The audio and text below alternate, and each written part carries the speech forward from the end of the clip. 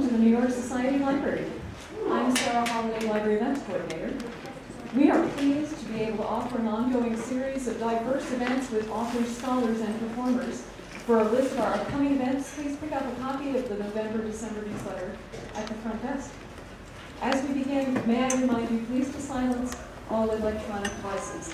I left mine downstairs, but if you didn't do that, please just turn it off or silence it. Thank you. I also remind you that I also remind you that the Society Library thrives and prospers through the generosity of its donors. Tax-deductible contributions can be made at any time throughout the year, including underwriting for events like this one. For more information, please speak to me or to our development staff, or see our website. We have books for sale in the Russo Family Exhibition Gallery, and our speaker will be happy to sign copies following the event. It's now my pleasure to introduce tonight's speaker. Thucydides, Herodotus, Xenophon.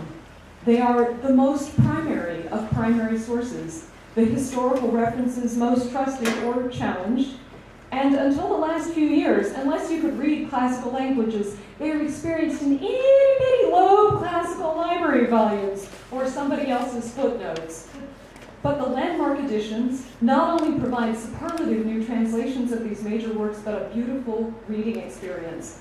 They are the kind of book that link us directly to the past. This is due in large part to the work of Robert B. Strassler. Mr. Strassler calls himself a scholar without credentials. He doesn't hold a named chair at a university. He's retired from business success, not academia. But his editions of the classics have broken sales records and unlocked antiquity's most intricate narratives for a modern audience. A graduate of Harvard, he also received an honorary doctorate from Bard College, and he serves as chairman of the Aston Magna Foundation for Music and the Humanities. Please join me in welcoming Robert B. Strassler.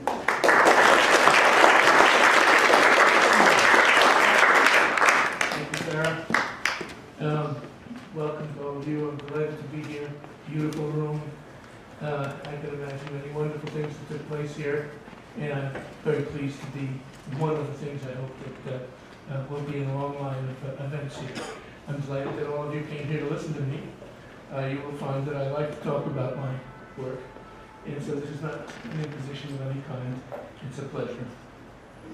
I intend to talk about the landmark books for the first half of my talk, all of them, future as well as the ones that have been published. And then we'll concentrate a little bit on Xenophon and try to say a few words about him. It's kind of slippery character in certain ways. It's hard to get a hold of him, but we'll do our best in the time we have. I came by writing, or not editing the landmark books from a teaching experience somewhere near the end of my business career in the 70s. I was invited to teach a course at Bard College at Simon's Rock in Great Barrington, Massachusetts. I lived up there at the time. In fact, my son was a student there. And I was very good. I was on the board of overseers, and people thought I knew all about the histories, and I thought I did too. And so in my naivete, I accepted the responsibility of teaching and discovered that the fact that I'd read Herodotus and Thucydides 3 or 4 times in my 45 years or so did not qualify me at all to teach. And I had to do, it's the proverbial story, I had to work like mad to stay one lecture ahead of everybody in the class. And I ended up getting much more out of the experience than I'm sure that any of the students did. But that set me on the road to working in the field of education and with ancient Greek writers in translation. And I soon discovered, I then taught the course several times. I would wait about 3 years in between teaching assignments because I really don't understand how people teach every year the same material. I have to wait until I've forgotten what I said and lost my notes, and then I sort of can go back and read Homer freshly. You know, the material is new and fresh, and I find new things in it. But over about 10 years, 3 or 4 classes, I was really impressed and amazed and very happy to see how these very intelligent young students took to things that I would have thought were very foreign to them, such as Homer and the the Greek poets and the Greek players. Some of them are simple, but some of them are quite abstruse and difficult and very foreign from the experience of the 20th, 21st century young people. And then I was dismayed because they did seem to have trouble absorbing Thucydides and Herodotus, or Xenophon when we read them, because I considered them to be just standard, reasonable, modern style histories. They're modern partly because they set the paradigm of how history is written, even today. And I would find over the last 2 months of the course that my students were slowly eyes glazing over, and you could see them dropping out one by one and losing contact with the material. And it was very distressing to me because I thought the material, I still do, of course, is the most marvelous histories, at least Thucydides and Herodotus. They're up there with the best that's ever been written. And I tried to figure out what was going on. Why did this happen? And I came to a conclusion, after talking with them and talking with some other scholars in the field, that the editions that we had available to teach from were very, very limited and difficult for them, made it difficult for them to absorb the wonderful history that was there. And partly it's that the material is so, the world of these ancient historians was so different from ours. We can't really blame them for not explaining so many things to us that were in that world, because they were ready for their own world and everybody knew about these things. And there's no reason why somebody in the 20th or 21st century is going to know about them. We just not have any training for them. Let me put up give you an idea of what, Mary, thank you. It's one of the things that are very different from the modern world. This is a little cylinder seal. They don't know whether, they call it Greco-Persian because they don't know who did it. It shows a Greek hoplite about to fight a Persian cavalryman. And that kind of combat, that kind of warfare is simply not part of anything that we know today. That doesn't happen. They're about to be covered with each other's blood and sweat. And that kind of close combat, you see it in the movies maybe, but it's artificial in the movies. It's very difficult to understand. We really today don't know how a hoplite battle was conducted. How did people hack at each other and smash at each other? Did they push? Did they rotations? Did the front lines step back and fresh lines come forward? These are just things nobody told us, and we don't really know how it was done. That's a little bit difficult for them to understand. Can we get that back on? Here's another element of warfare that we can't expect people today to understand. These are warships that are powered by oars, by the crew. And the more people you can pack in there, the more powerful ship you've got.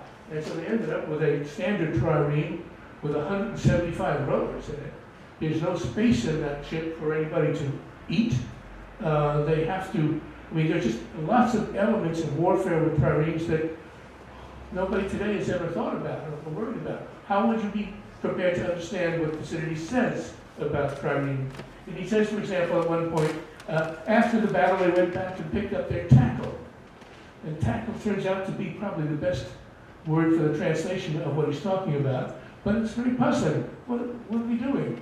Well, there isn't a good explanation. Somebody figured it out.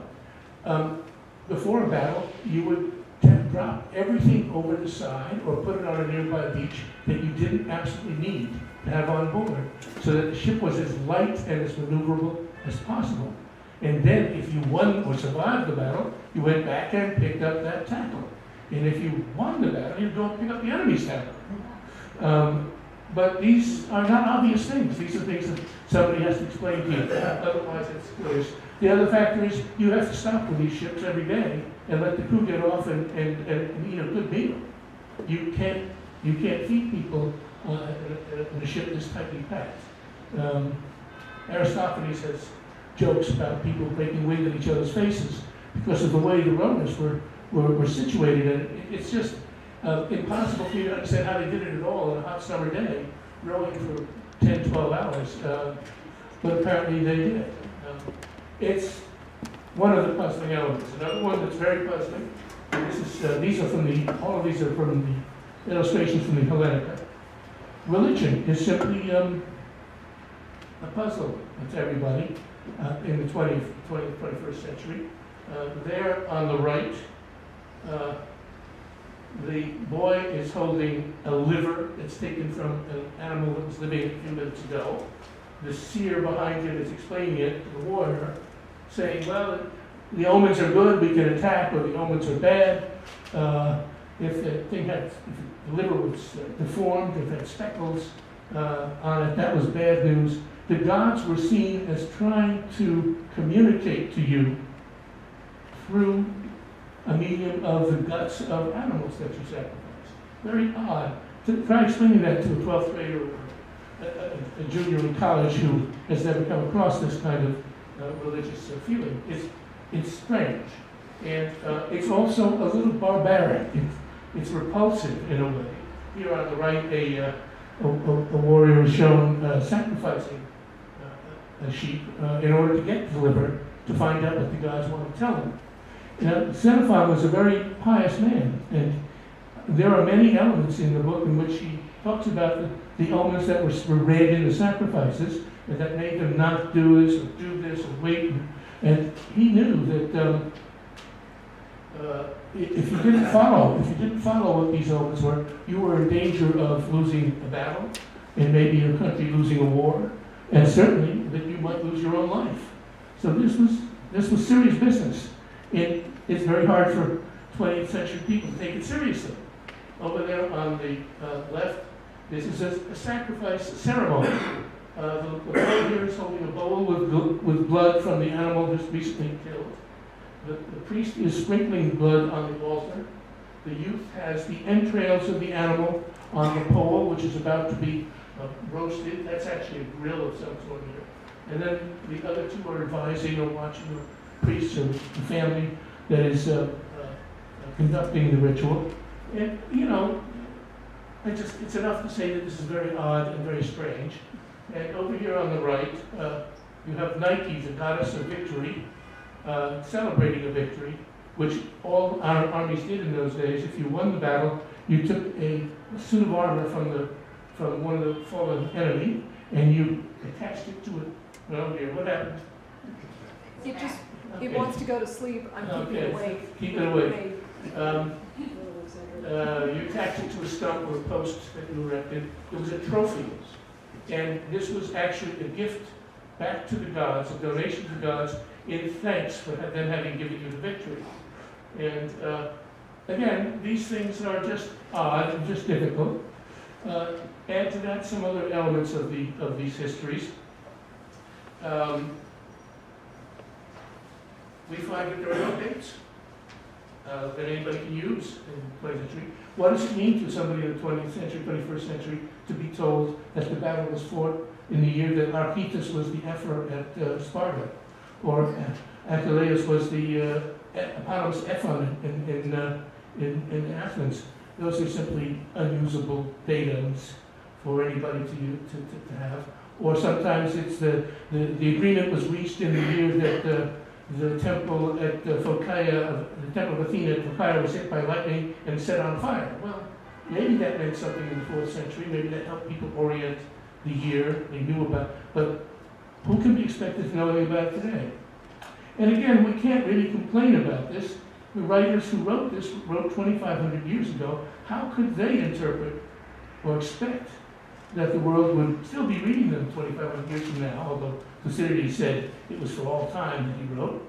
And how could they know how our life would change so much that they would have to explain these things to us? It's ridiculous. We would not, I think, dare to predict what life will be like, human life, in, let's say, 200 years. I doubt that anybody really has an idea what it's going to look like in 2200. So that's just the situation. And people are very, they read this and they can't figure out what this means, what events that take place, the significance, the religious significance, the social significance, the political significance. There were umpty political systems that each political state had. There were 700 political states in ancient Greece. And while some of them were powerful and important and we know about them, there were lots and lots of others that did have a role to play and people lived in and things that happened there. And it's just, what happens is you read it, the student reads it, or the modern reader reads it, and he has to go on leaving things behind because he doesn't understand. He doesn't know where this took place. He doesn't know the year in which it took place.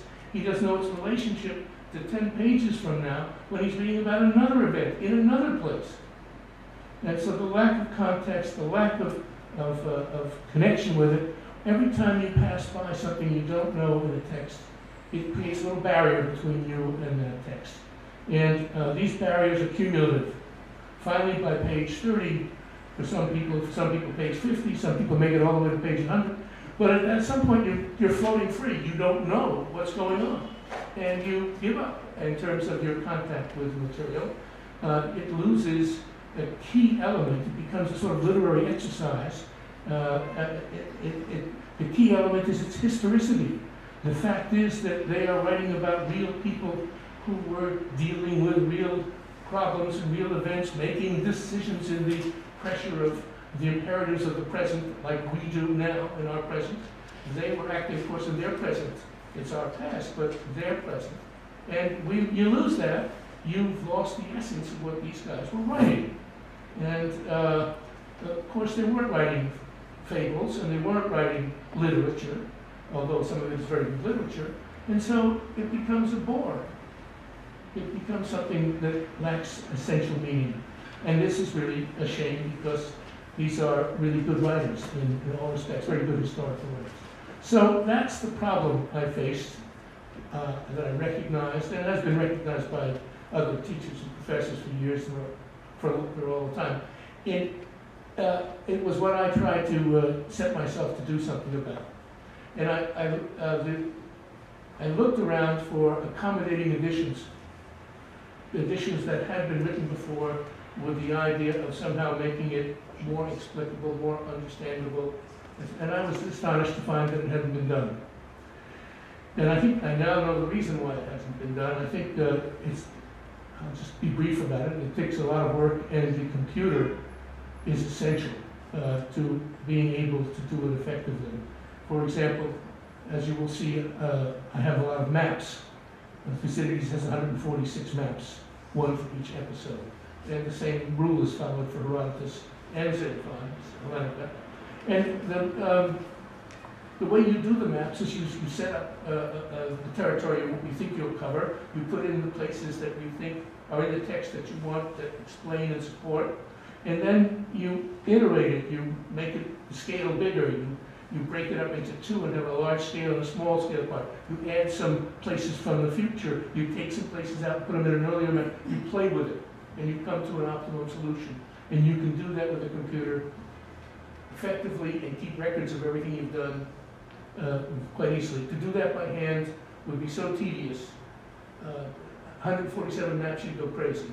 You wouldn't be able to do it. So that's one element where the computer was extraordinarily, I think, liberating to make it possible. The second thing was I deal with a lot of appendix writers, scholars that write appendices on subjects that I really believe the modern reader needs to have some more backup material on. So if you're dealing with 14 or 15 or 20 or 22 appendix writers and you're editing it with snail mail and telephone, we'd still be working on Thucydides. But email made it possible for everybody to travel. I could go to Europe, plug in, I'm still in contact. They could go on their vacations. We could be in contact intimately and at the level we needed to, passing back text, making suggestions, criticizing, etc. These were things that were possible with email. So that's a second element in which the computer was vital. And the third one was the computer gave me the idea of trying to provide an accommodating, easy to use text. There was an art developed for computers of making instructions for how to install and operate fairly arcane and difficult software, and it became writing user-friendly instructions. And that gave me the idea of why not have a user-friendly, it's an inelegant phrase, but it's accurate, and it's hasn't been done.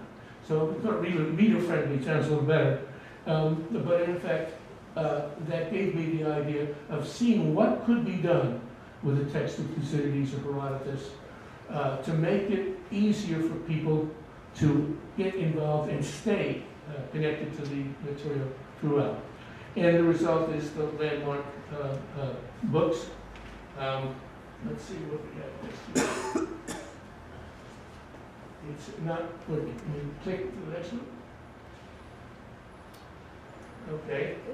Just what I want to show you, the basic thing that we did first with the landmark books was maps. I mentioned how many maps we have, one from each episode. But I want to point out that maps can be bad as well as good.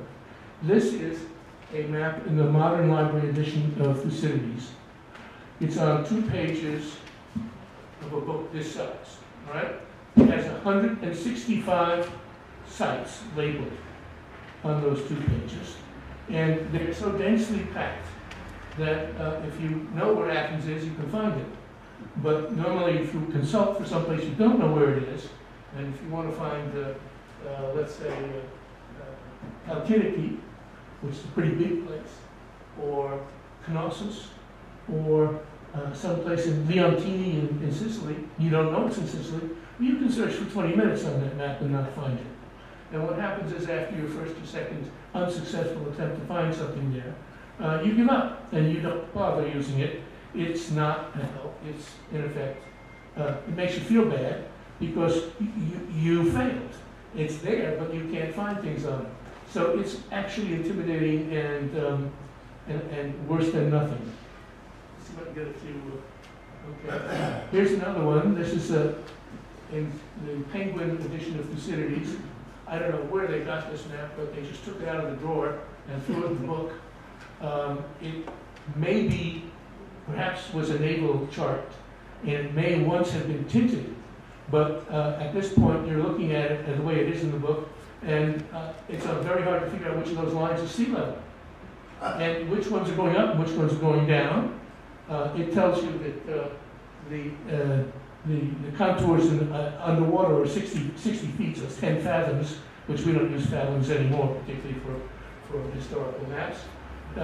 It's got some labels on it here, Osman Aga Lagoon. It's not mentioned in Thucydides, and we now think it wasn't there in Thucydides' time because we found some Hellenistic ruins in that place. What did I do again? All right, we'll just have to play with this. The harbor presupposes that this is the harbor, but it's not necessarily the harbor. It would be the harbor for a 18th or 19th century fleet, not necessarily the only harbor here for a fleet of triremes. The Scythia Channel is not mentioned by Thucydides.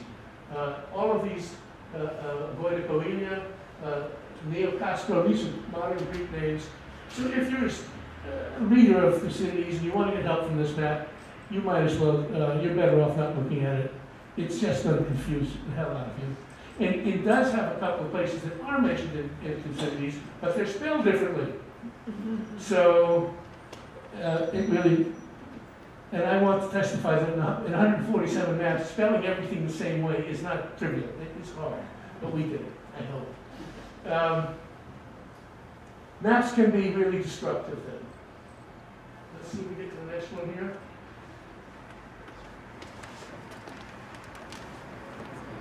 Spacebar, I think.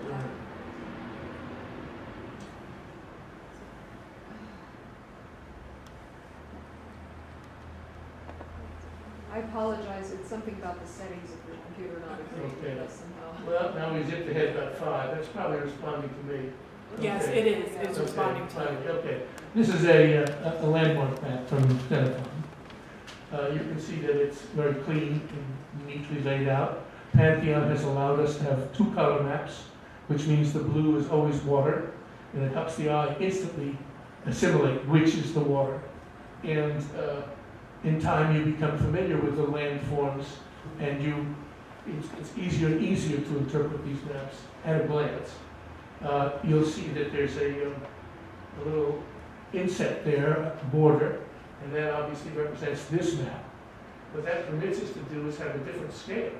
If we took all the labels on this map and we put them in this space, there would be so much written material that it would obscure the coastlines, and some of these dots would be so close together that they wouldn't really provide you with any reasonable relationship information or geography. So we solved that by getting a different scale and yet showing where it is in the major, larger context. Here's another map that's done twice.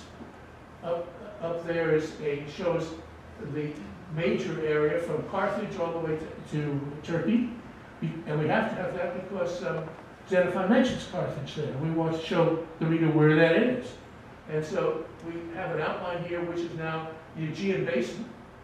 And in the Aegean Basin, the action really taking place here in the Marmara Sea. And so we have a second, if you will, insert map. And this is where the real stuff is taking place. And again, if you took all these labels and put them in here, it would be just a mess. So that's kind of the, I want to say that these are not my maps. I drew the blueprint of what should be on the map. And then I turned them over to a wonderful professional group of cartographers up in Watertown, Massachusetts, nearby me. And they make these quite extraordinarily nice maps. And there are no labels here that aren't in the text, and they are all spelled the same way. So we try to reduce confusion in every way, and we make it as easy as possible. You don't have to go to the back of the book to check the map. You know when there's a place mentioned that you're within 2 pages forward or back of finding where it is. And in fact, there's a footnote that tells you at the bottom of the page which map you're going to go to find it. And if there's a lot of labels on the map, there's a place where on Asia Minor, a lot's taking place, many labels. We even provide a rudimentary set of coordinates, AX, AY, which is in the footnote, so you know which corner of the map to look for to find it, because there's like 40 labels on it. And that we don't want to make you take time, we want to make it easy for you.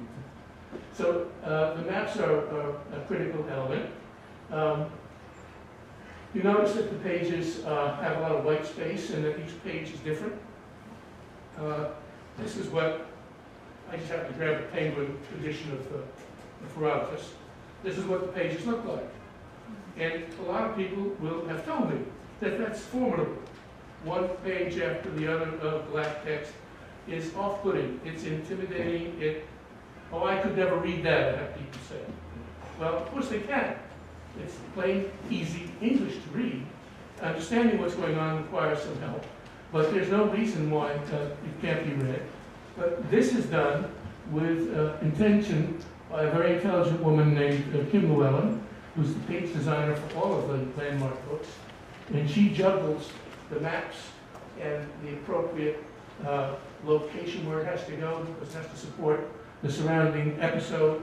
And she also works to make sure that the side notes are in the right place. There's a lot of information on this page. Up at the top, there's a running header that tells you what book you're in, where it's taking place, and the year, if we know the year. We often don't.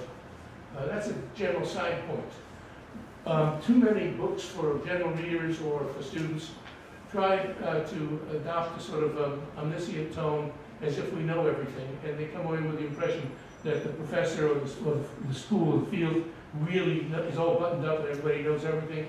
And that's quite untrue in ancient history. I would say about 1/3 of these things are really known with any certainty. Others are guesses, and scholars fight and scream and yell and argue over a tremendous amount.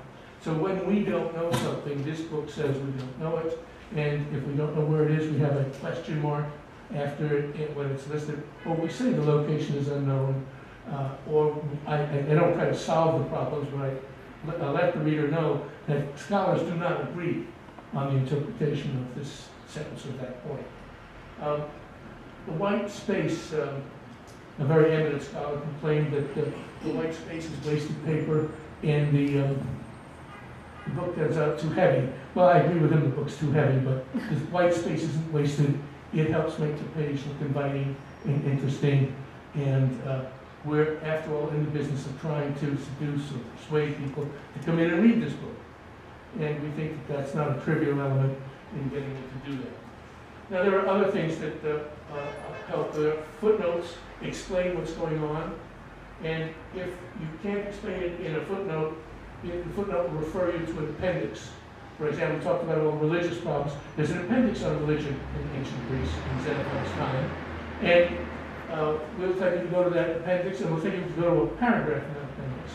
But we try very hard to make the appendices short, because if somebody takes the trouble to go there and looks at it, one of the things they always do is they check how long the appendix is.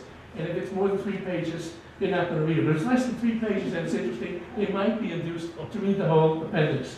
And we're trying to get them to make use of that background information. So there's method in our madness, is what I'm saying. And a tremendous amount of effort is going in here to provide the reader with the information they need to understand as much as we can help them do to understand what is going on in the text.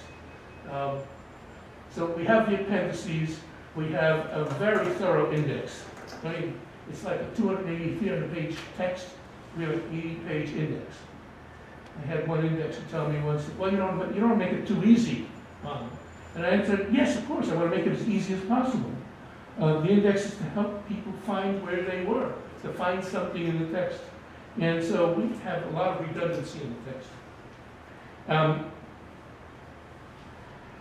In addition to that, we have illustrations. You've seen the illustrations of the religious vases. Those are beautiful art, and they did tend to show the reader that these religious things that Xenophon is talking about were real in the culture, real enough to get into its art. But most of the illustrations that we select are not art, and they're not beautiful. They're, well, I have to come back to that. They are there to show the reader, again, to emphasize the historicity. This is from Herodotus.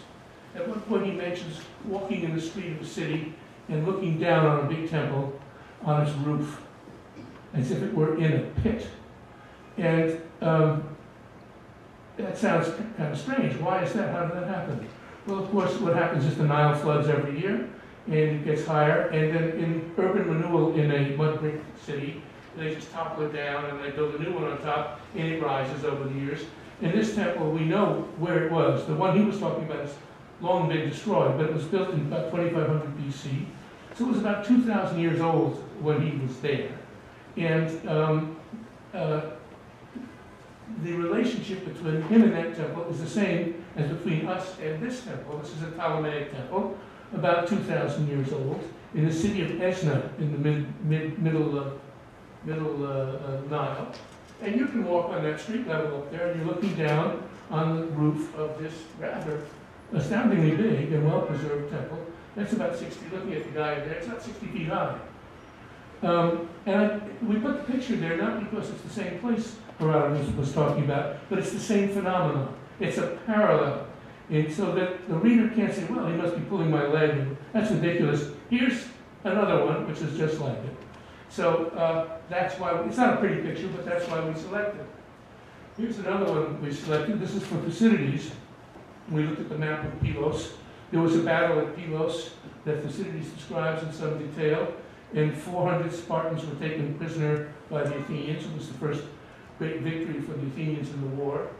And the shields and equipment from the Spartans was hung up in the temples of Athens as trophies. And a later writer, first century, 500 years later, Pausanias, wrote that he saw the Spartan equipment nailed up in the Athenian temples. Of course, the temples are all gone, and the equipment's all gone. But this was found, this shield was found at the bottom of a well in the 1930s when they were digging up the Agora. And you can go find it in the Agora Museum. If you hold it up to the light, you see that there have been holes punched in it to spell out a certain set of words. And it says, the Athenians took me from the Lacedaemonians out of Pylos. So here's an object that was there, where Thucydides is talking about. It's not a fairy tale. This thing was there. It's one of those shields, and it was in that battle. And you can go to the Agri Museum and see it. If the guard is looking, you can touch it. It's real. And that's why the picture is there. Here's from Xenophon example. Xenophon talks about how the walls of Themistocles were torn down by the victorious Spartans in 404, and 10 years later, 11 years later, a Persian fleet. Now you've got to imagine, this is about 100 years and 90 years after Salamis, the great victory over the Persian fleet. A Persian fleet comes into Athens and helps the Athenians rebuild their walls. And it's under the direction of an Athenian general named Conon. And those are Conon's brickworks on top to repair the walls of Themistocles. The two walls are about 190 years apart. But there is again an example of exactly something that Xenophon is talking about. And it's real. It's again driving home that this is not a fairy tale. One last example. Oh, that's a map just to show you. There's the walls of Piraeus down at the bottom. And this next slide will show you something of the Spartan burial ground. That's, you can still go there and see many of the eminent people's tombstones. This is a very interesting group. Thucydides says, Xenophon says that there was a skirmish between the Athenian and the Spartans right near Athens, right just outside of Athens in Piraeus. And some Spartans were killed, and for some reason they were made heroes, and the Athenians took up the bodies and buried them in the Spartan manner. That is, the Athenians would have been burned and the bones buried, but the Spartans apparently didn't do that. The bodies were laid out, and a tomb was built for them in the Keramikos, which was for only heroic and outstanding Athenians. That's the tomb, and these are the bodies that were found in 1933 or 34 when it's dug up. And you can't see the top row because it's been taken off, stones, because it was taken off to the Ethnographical Museum, but there's an epigraphy there that has the word Lacedaemonian in it, and it mentions also two names of people who were among the dead, who Xenophon mentioned by name. So there's an obvious case. These are the guys he's talking about. They're skeletons, presumably, and this is the tomb. He says they were buried in the Keramikos, and there it is. So those are the kind of things that we think help create verisimilitude, sense of keep your nose to the grindstone. This is real. These people actually died here. These people fought. They made their decisions. They made their mistakes. They suffered, and they had to worry about the future the same way that we are worried about the future. That's a portrait of Xenophon. You don't have to believe it. I don't believe it. But it has a certain, as you will see, I hope, a certain relation to the kind of writer he was at the end, sort of disgruntled, weary, unhappy. He had an interesting life, and we have about 13 or 14 works that he wrote. We probably have as much of his writings as we have of any ancient writer. When he was a young man, he grew up in a wealthy family, apparently, and was a member of the Athenian cavalry. You had to be wealthy to take care of a horse. And he wrote later about the art of taking care of horses and the art of being a cavalry general, what things you have to look for and take care of and make sure that your troops do. And as a cavalryman, he was sort of, I guess, an aristocratic fellow, and he may not have liked democracy. In any case, when the Spartans defeated the Athenians in 404 and blockaded the city and forced its surrender, Xenophon doesn't say this, but we know from other sources that the Spartans insisted on having a small group of of Athenians take over and run the country. The democracy was dissolved, and that may have been something that in the beginning Xenophon welcomed, although he, as you read what he says about the tyranny of the 30 that took over, it becomes clear that he regretted it. And when the democracy was restored a year later, which it was, I think he felt it might have been wise to get out of town.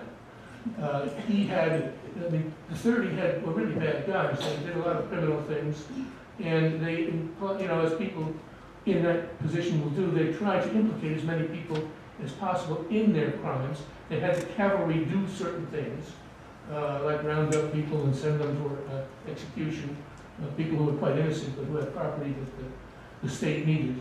And I'm speculating a little bit about it because he doesn't say this, but he did leave town, even though he asked Socrates himself whether he should go, and Socrates said, don't go, but he didn't obey Socrates at this point. He also asked the oracle at Delphi, and she gave him a slippery answer and allowed him to go. And he went off to the Middle East.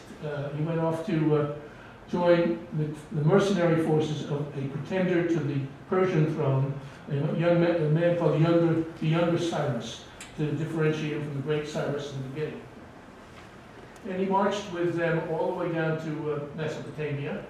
And outside of Babylon, they fought a battle at a place called Cunaxa, which we're not absolutely positive where it was precisely. And the Greeks won their part of the battle, but Cyrus and his Persians lost their part of the battle, and Cyrus was killed. And the Greeks found themselves, 10,000 of them more or less, in the middle of a hostile country with hostile victors of the battle around them. And the first thing the Persians did was call a conference with the leaders of the Greeks and then proceed to assassinate them. So the Greeks had to elect new leaders, and apparently Xenophon says he was elected as one of the leaders. And they fought their way north, straight north, to the Black Sea, to some of the worst country you can imagine.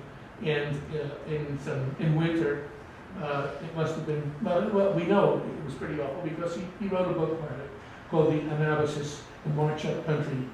And I would say 100 years ago, 150 years ago, every schoolboy knew the analysis as much as today everybody knows Huck Finn. I mean, it was a classic adventure story, and part of the first year Greek or second year Greek circulation. That was one of his earlier works, and perhaps he blew up his own role in it to the point where he thought it wise to have it published under the name of a pseudonym, Themistocles of Sicily, which is something he doesn't appear anywhere else in history, and we know it's by Xenophon. Stylistically, in other ways, it's clear. So he marched with the army north to the Black Sea. They got on a bunch of boats and went back to the Dardanelles. There, the Spartans were about to enter a war with the Persians. Spartans had defeated the Athenians with the help of the Persians, and then found themselves taking over the Athenian Empire and now defending the Asiatic Greeks, that is, the Greeks who lived in Turkey. And as Alcibiades had predicted, they had to go to war to protect the Greeks. And they hired the mercenaries from Cyrus, including Xenophon, to fight with them. So Xenophon started what was 10 or 15 years of fighting with the Spartan army. He was a commander of the cavalry, and he was apparently became a confidant of the Spartan king Agesilaus, who conducted all these campaigns with some success. And he writes about them quite well in Hellenika. And then at some point, the Persian response was to throw some money into Greece and induce a bunch of Greek states to go to war with Sparta. So that took Sparta's mind off the war with Persia, and they called Agesilaus back. The Persians got to be very good at beating the Greeks with money, not with blood. And they kept the Greeks, whom they must have considered very troublesome and difficult, the barbarians on their border, kept them embroiled with each other for years and years. And if anybody got to a point of strength, the Persians helped organize a coalition of other states, and again, the hegemon was defeated. And so if you get the impression from Herodotus that the Persians weren't clever, don't believe it. They were very clever. And the Spartans, Agesilaus, had to go back to Greece, and in one of the battles, they fought against Athenians, and that means that Xenophon fought against Athenians, for which he was exiled. And since he never complained about his exile, the implication is that he felt it was justified, that he had done something that called for, and I guess he accepted it. And he lived in the Peloponnese. The Spartans gave him an estate on land they took from a Peloponnesian state called Elis. It was up near Olympus. And he lived there for 20 years as sort of a country gentleman, married, had children, and sat down to write. And he started to write all of these books that we know about. We think that that was about the time he started writing the first part of Hellenika, which is the end of the Peloponnesian War, 7 years from 411 to 404, 403, and that he then later, many years later, perhaps 20 years later, in the 360s, he may have sat down to write the rest of the history. He's an interesting and a good writer. He doesn't keep things, he avoids simplicity. I can give you a couple of examples that bring it on.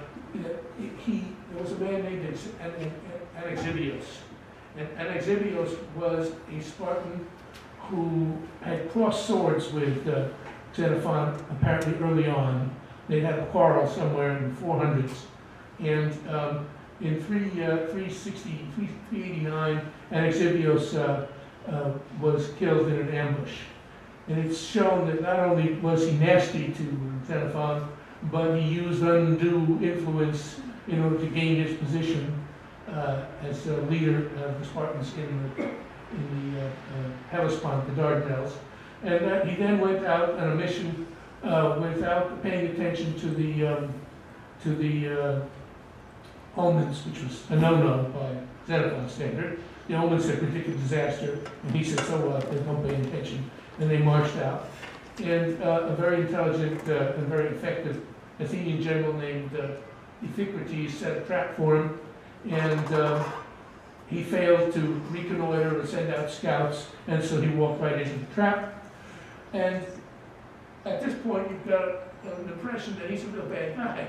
And yet, when the trap is sprung, Xenophon gives him his due. He acts as a brave Spartan should. He tells his friends to leave and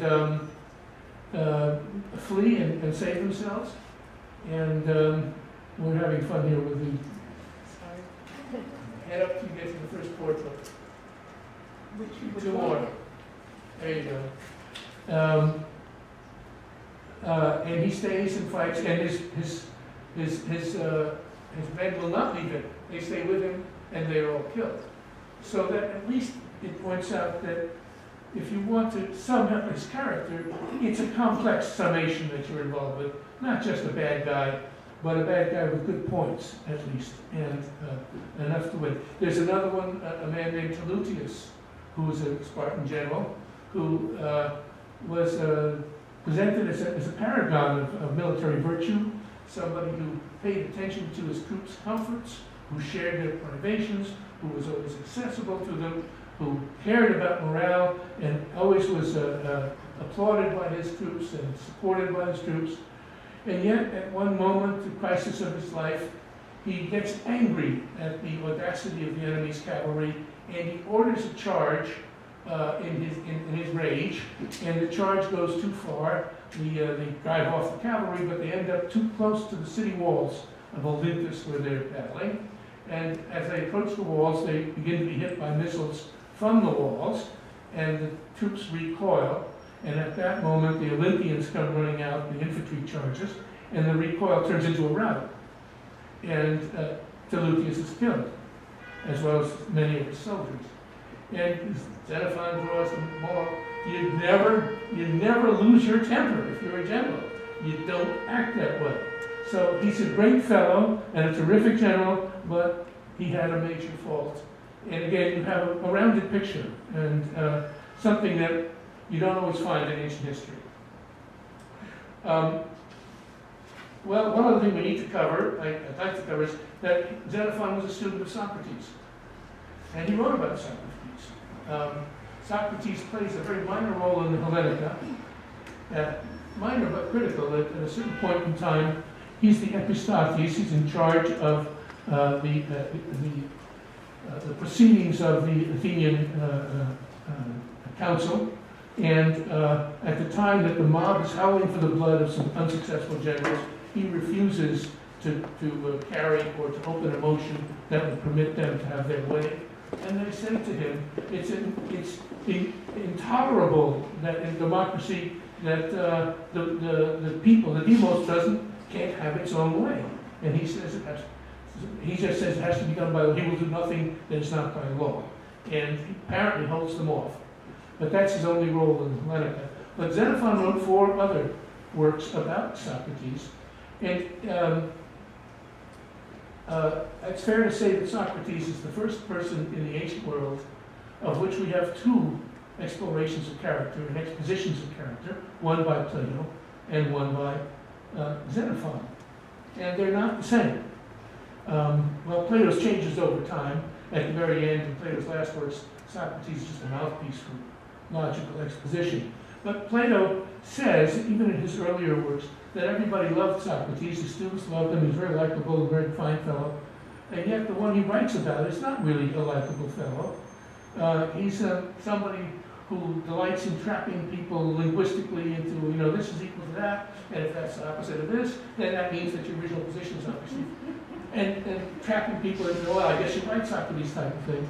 But it's not likable at all. It's manipulative and it's bullying, and it may have logic on its side, although it's a logic that it's very easy to find fault with. He's not a very nice person, as Plato writes about him.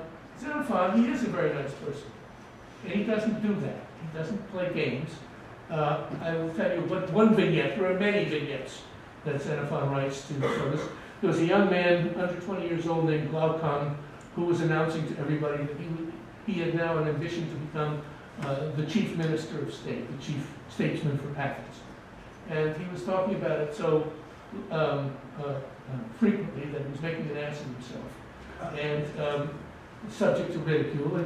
And Socrates, this is Xenophon writing, Socrates goes up to him and says, I understand you want to become the first minister of state. He says, yes, Socrates, that's what I'm going to do now. So Socrates says, well, that's wonderful, it's a laudable ambition. You certainly want to benefit the country. And the kid says, yes, of course. He says, well, don't keep it a secret. Tell us, how are you going to increase the revenues of Athens? And what are the revenues today? Well, he said, I haven't really thought about that.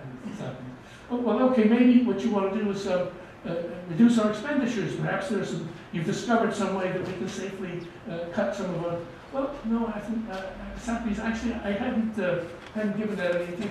Well, perhaps let's talk about defense. Perhaps you have a way that we can increase Athenians' power relative to its potential enemies. Well, no, I haven't really. And he goes on. This goes on for 5 or 6 times. Finally, the kid says, "Are you making fun of me?" And he said, well, no, I really think that there's a place to start. There's 10,000 households in Athens. Why don't you start to improve one of them?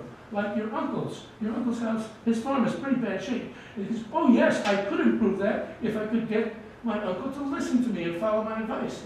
And Spartan says, well, if you can't get your uncle to follow your advice, how are you going to get 20,000 Athenians to follow your advice?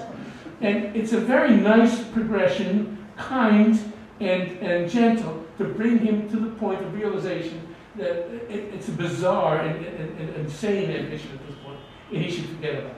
So there's more to read. You've got plenty if you want to do it. It is fun, and I haven't read a good book about it, but somebody should write a good book about it. It is, as I say, he is the first person to have 2 diametrically opposed or different. There's places where they match too, but 2 different views. I want to close with a couple of quotes, and these actually lie at the end of his book. He was a Spartanophile, that is, he liked Sparta. He owed Sparta everything, and he had fought for Sparta for many years. And that didn't mean he didn't criticize Sparta. He was very critical of Sparta's failings. As we talked about these generals, one flew into a rage and lost his battle. Another one didn't carry out the right things, but turned out at least to die bravely. Sparta there were a couple of events that Sparta carried out, which he roundly condemned. And he thought it was proper for the Thebans to finally defeat the Spartans because the Spartans had treacherously captured the Acropolis of Thebes during a time of peace and held it for 10 years. And he thought this was just horrible, and the men who did it were indicted but not convicted. And there were a number of things that Sparta did that he truly disapproved of. And he wrote the Spartan Constitution in which he said the Spartans now are not living up to those ideals that they once had. He wrote about the ideals that they, and then he said, well, they're really not up to it now. They don't seem to be doing it anymore. So they were a disappointment to him. Again, that's the expression on his face there a little bit. And what happened, of course, is in 371, Sparta's hegemony began in 404. That is after it defeated Athens. And for 10 years it was a worldwide, that is an Aegean-wide hegemony. And then this Persian fleet under Conan defeated the Spartan fleet, and it became just a hegemony in the Peloponnesus. And in 371, the Thebans came down. Let me see if I have a map. The Thebans came down from Thebes and attacked the field army of Sparta at Leuctra. And for the first time in 200 years, the Spartan army in the field was defeated, badly defeated, heavy casualties. And it was because of new tactics developed by a military genius named Epaminondas of Thebes. And the next year, Epaminondas marched into Peloponnesus, down to Sparta. He didn't take the city, he didn't try. The Spartans had no walls, but they were defending in between buildings, and they had men and women on top of the buildings. And the Spartans, the Thebans just plundered the area. Xenophon writes how the women of Sparta were upset to see the fires of the farms and smoke from the villages coming up, which they had inflicted so often on other parts of Greece, but had not happened to them in 200 years. And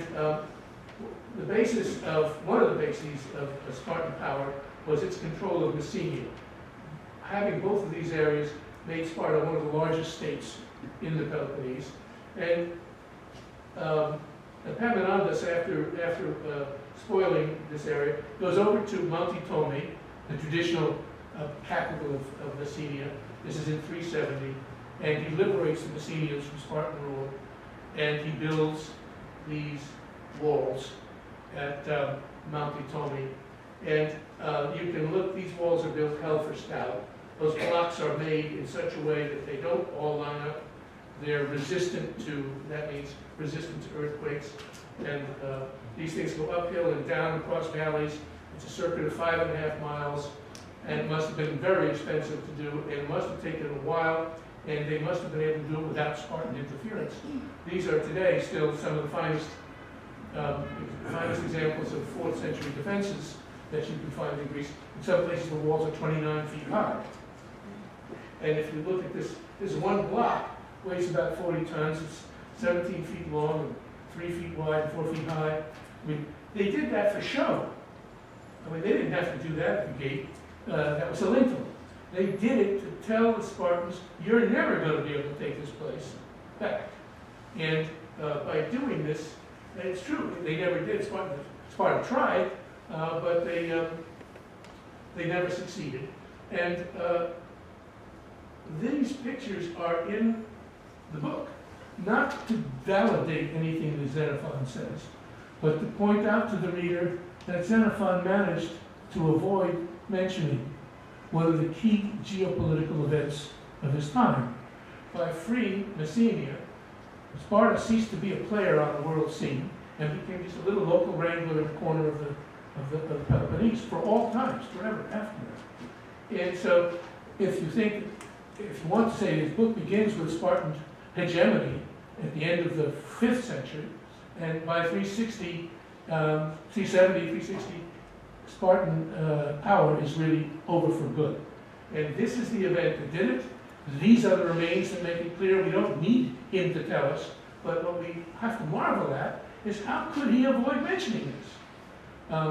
It must have been unpleasant if you were a Spartanophile to admit that Sparta will never, but he does backhandedly mention it. He mentioned, for example, oh, the Spartans wouldn't agree to this treaty because it recognized the independence of Messenia. Well, okay, that's a way of acknowledging, but all of Greece knew about this, and they must have, how could old Xenophon avoid mentioning, I mean, it must have puzzled him. And the answer, of course, is that it's proof that Karl Rove didn't invent spin.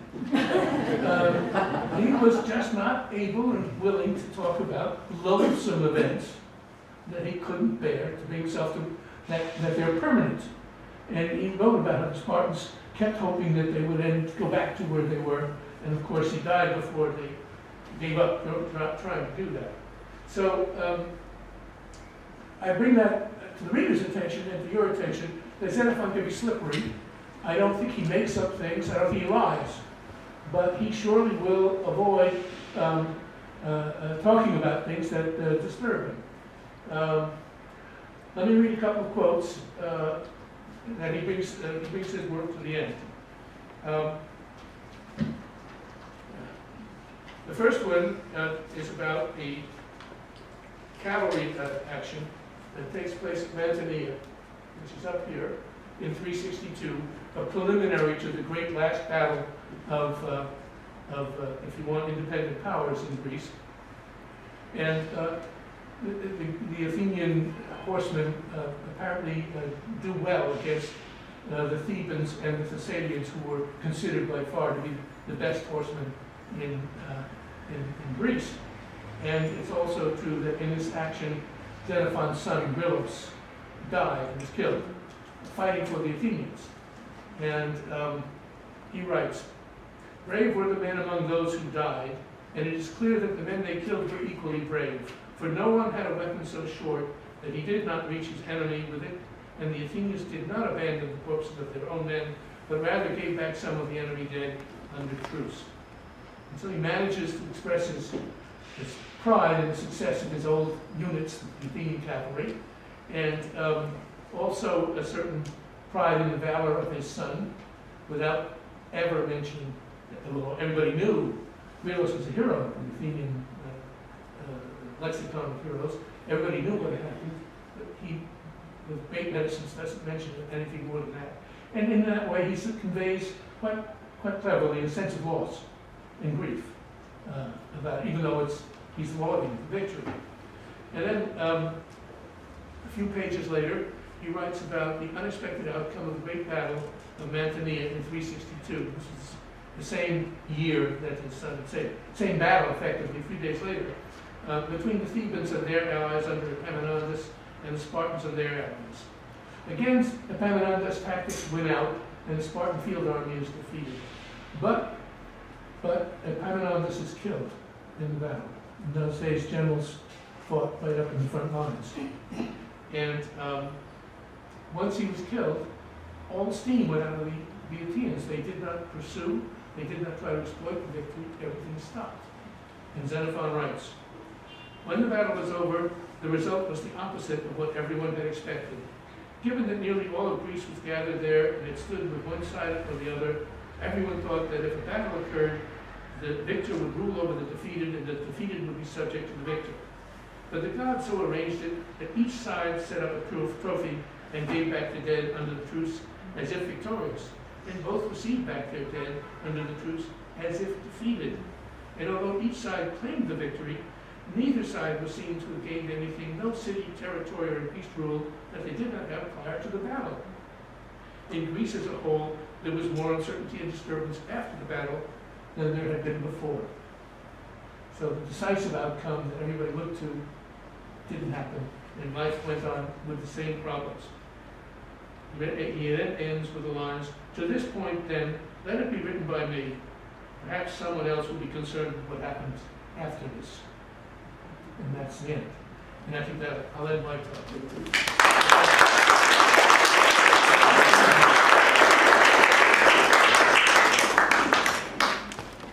I have this customer, yes. Are you happy to do questions? I'm happy to have questions.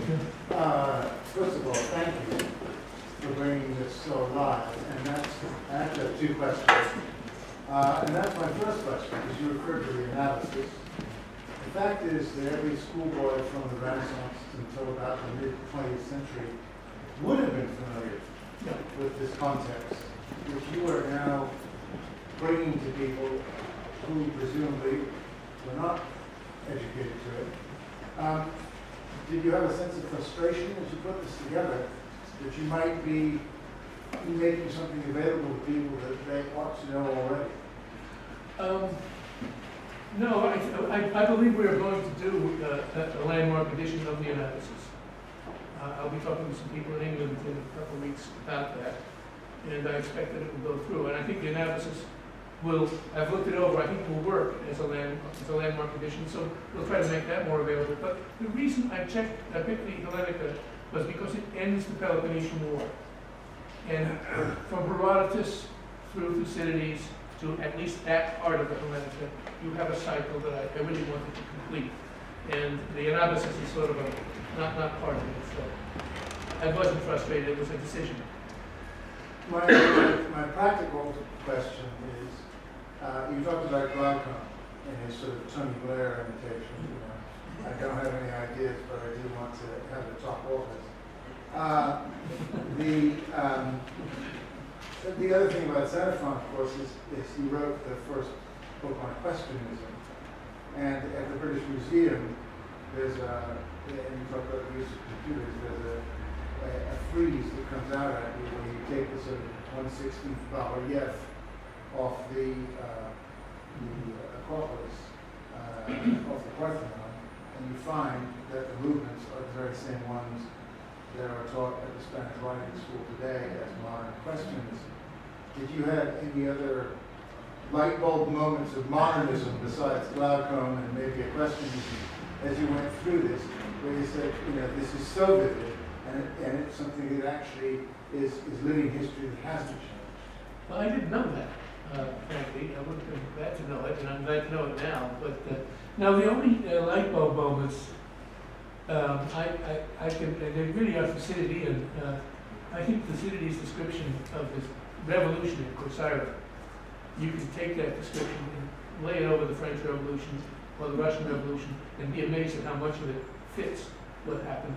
And of course he says, in a very un-Greek statement, this will be repeated again and again as long as human nature remains the same, with variations depending on the circumstances. It's very well done.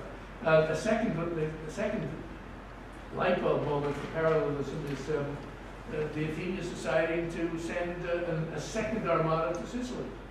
Just as we are now wondering, and we have people wrestling with, shall we send more men to Afghanistan? They wrestled with, shall we bring the troops back, or shall we go out there with more troops? And they made a mistake. Not just a mistake in sending them, but then they conducted it badly, so they lost everything. I don't say it's a lesson for us, but certainly it's a caution for us. And there are parallels. You can't make too much of them, but they certainly do exist. Yes? Could you enlighten me as to the original translations, or how old they are for Herodotus and Thucydides? And You mean the manuscripts that we have? yes, I mean, whose translations are you using? Okay, the translation for Thucydides was a man named Crawley from 19th century, 1880 something, 1884 I think he wrote it. And it needed some revision because of the punctuation and certain structures of the sentences of 1884 wouldn't work in 1984. But it's amazing, he's also the last generation of Englishmen who studied oratory and rhetoric in school, in high school.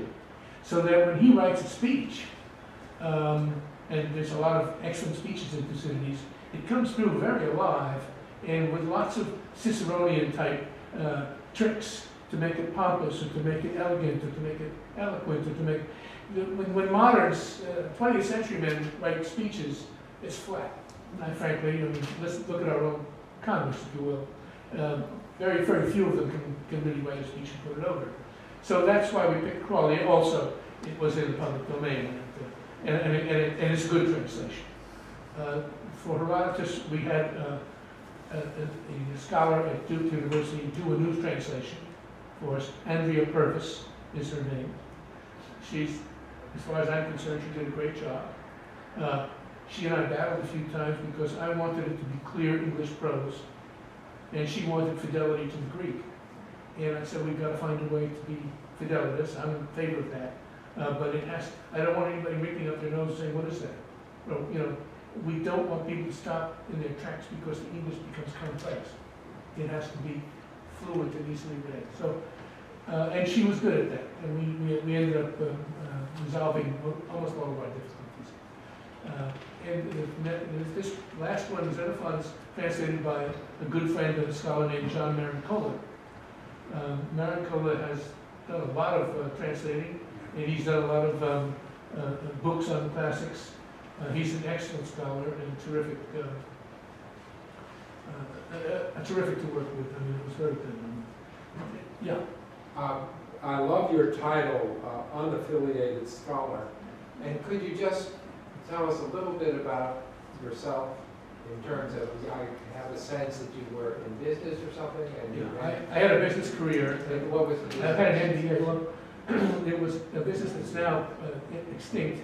My brother and I, with some partners, used to buy sick businesses and work them into health. And that means, and at some point you then have you read Greek. No, you don't. Not well. How did you come? What I learned in business is what I don't know. Yes. Was very important, and when to call for lawyers or accountants or experts, and rather than try to pick my own judgment on them. And that helped in these. But these are collegial books. The appendices, Kid Llewellyn's page design, the translation by Marincola. But what I want to know is, what I'm interested in is what do I bring to it? No, not what you bring to it, but what drew you into this whole field. Well, I thought I covered that. I'd always read Thucydides and Herodotus with great pleasure, and ancient Greece interested me. And I had some background from my undergraduate years at Harvard, and even my high school years. At Fieldston, I read it, 50, 60 years, I don't know how many years ago. But, and I said, when somebody said, do you want to teach this? I thought I could do it. And I said, sure, I'll try. And discovered, of course, that I had to get much more serious about it if I was really going to try to teach it to others. And do a lot of reading and a lot of work to get myself educated. And once there, I guess, you know, I went to Cambridge, England, and I went to a store named Heffer's. And at Heffer's at that time, it's no longer true, you could get a shopping cart and fill it up with 500 pounds of books before you turned around. And they shipped it home to you, so you didn't got the bill later. So it was painless in a way. And I read a book by a man, doesn't have to be, it was about the Battle of Pylos.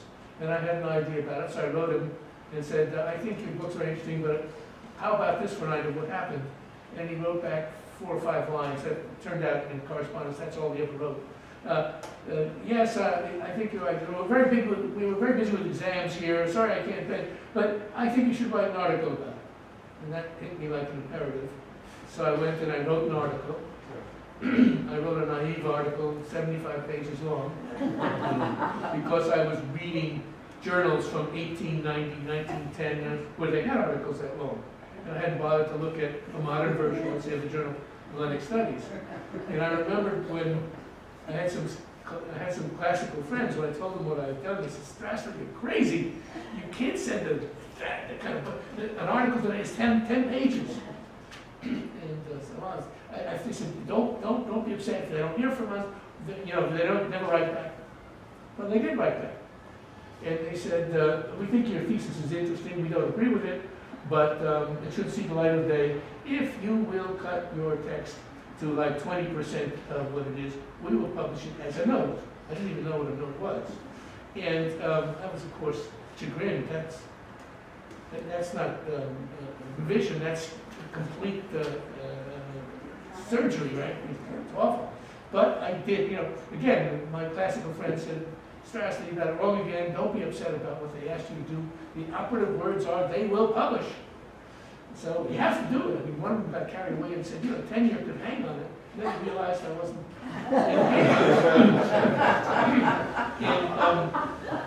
So I wrote the article, and it was much better written, and it was published. And it sort of made me, once you could say you have something published in the Journal of Hellenic Studies, it has a lot of power in the classical world. You're somebody. And if I can tell you more vignettes about how, but I won't. And it went from there to writing another article, and then getting really interested in why the kids were having trouble reading Thucydides and Herodotus and staying with it. And I just decided that this kind of stuff is no good. And it's a poor introduction. You make somebody read that, and they walk away saying, I don't like this stuff, this is bad stuff. I don't mind if somebody is not interested. The fact is that people of that age are really interested, and the hormones are going, and, you know, if you're lucky, you get 5% interested in material.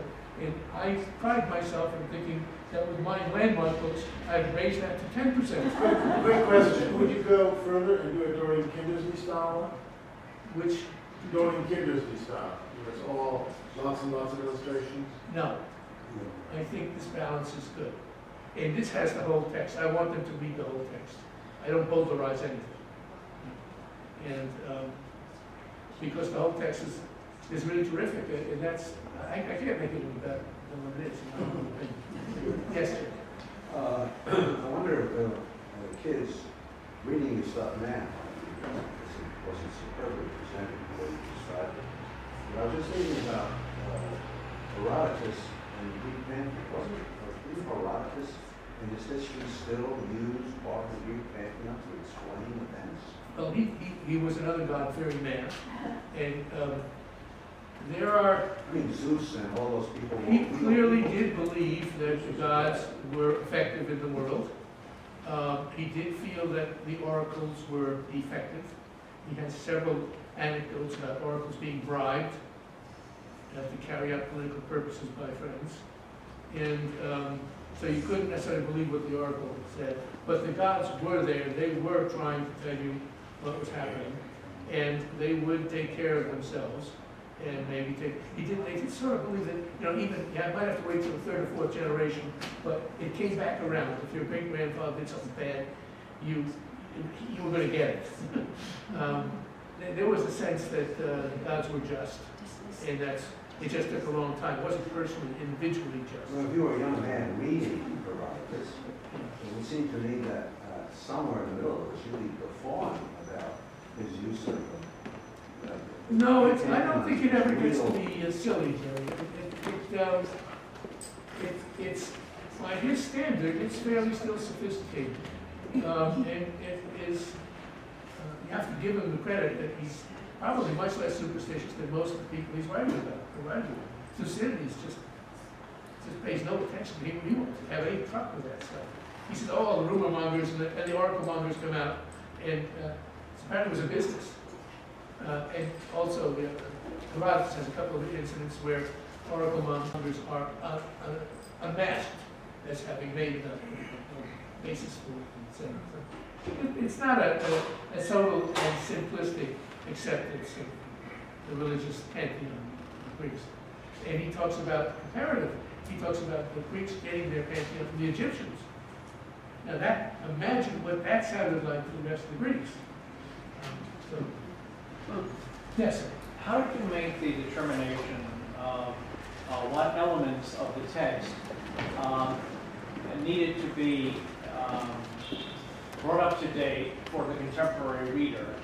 Which elements need not be further elucidated? Well, first of all, the only place I faced that choice is that kind of decision was with Paul.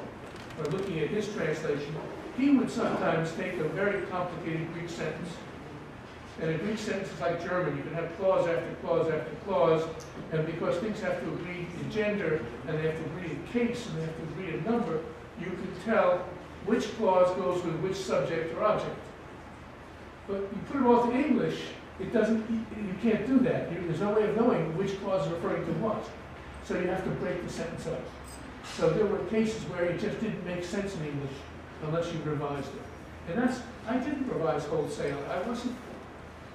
Crowley's right. It's very nice English, and but the other translators just wouldn't let that kind of sentence happen because they knew that it wouldn't make sense in modern English.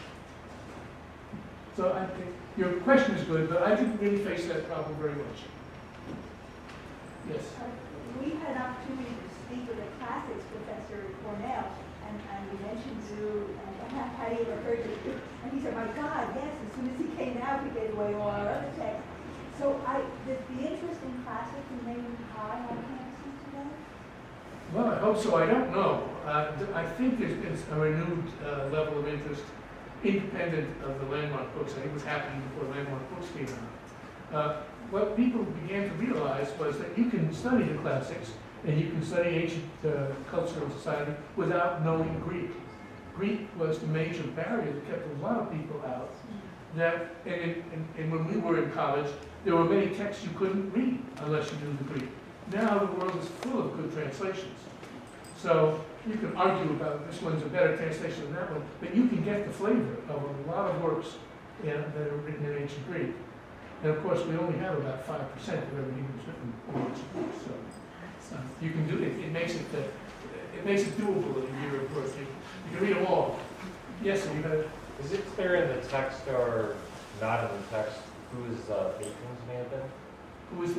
Whose patrons may have been, and the political significance perhaps of who they might have been?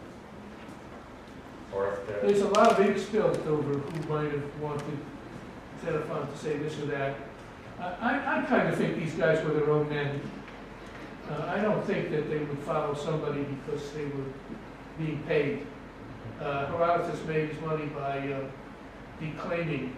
If you read his text in Greek, I'm told, it is clearly spoken Greek. So he's a man who made his living giving speeches and entertaining people in the Agora and other places, and then sat down in his old age and wrote it all down in his pride.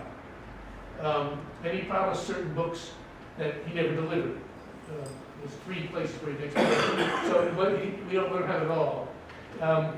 Thucydides was in exile, and he was independently wealthy. He said he had gold mines and other interests in Thrace, and he was really determined to write down what had happened. And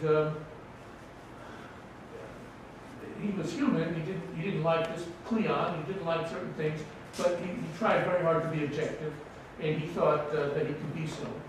I don't think he would write anything because somebody wanted to have a point made or other.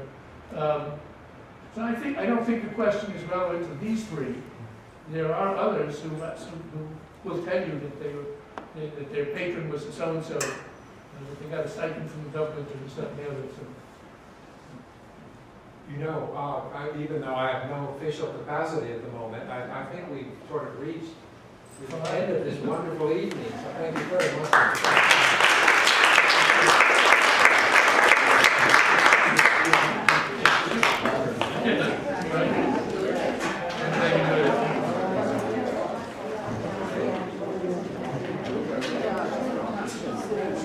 He asked Socrates himself whether he should go, and Socrates said, don't go, but he didn't obey Socrates at this point.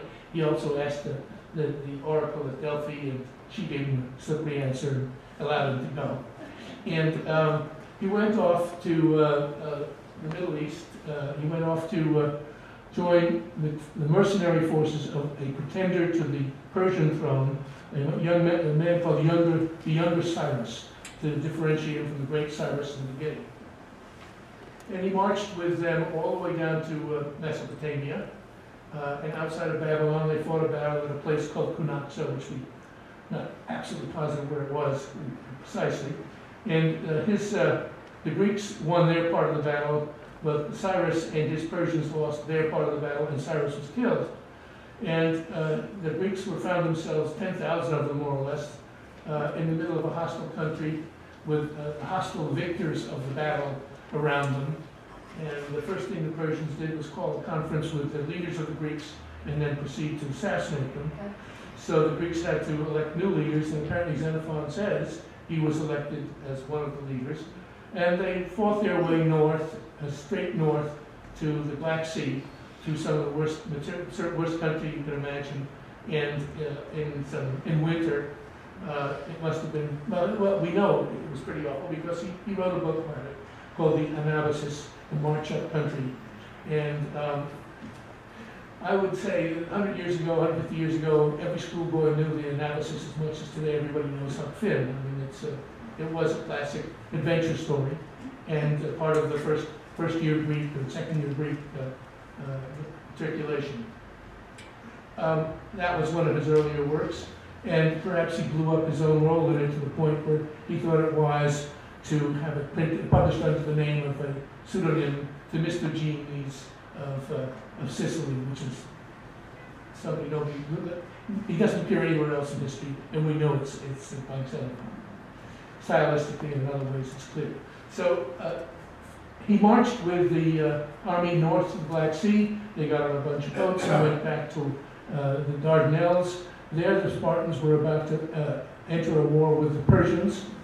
Spartans had defeated the Athenians with the help of the Persians, and then found themselves taking over the Athenian Empire and now defending the Asiatic Greeks, that is, the Greeks who lived in Turkey. And as Alcibiades had predicted, they had to go to war to protect the Greeks. And they hired the mercenaries from Cyrus, including Xenophon, to fight with them. So Xenophon started what was 10 or 15 years of fighting with the Spartan army.